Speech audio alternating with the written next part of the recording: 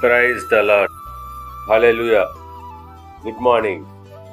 ఈరోజు దేవుని వాగ్దానము కీర్తనల గ్రంథము 65వ కీర్తన 11వ వచనము.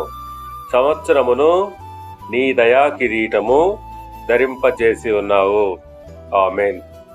క్రీస్తునందు ప్రియులారా, మనము మరొక నూతన సంవత్సరములో ప్రవేశిస్తున్నామంటే అది దేవుని గొప్ప దయా కిరీటము. ఆయన మన జీవితంలో మరొక అద్భుతమైన సంవత్సరాన్ని ఇచ్చి ఉన్నాడు. అది ఆయన కృపను బట్టి మనకు అనుగ్రహింపబడినది.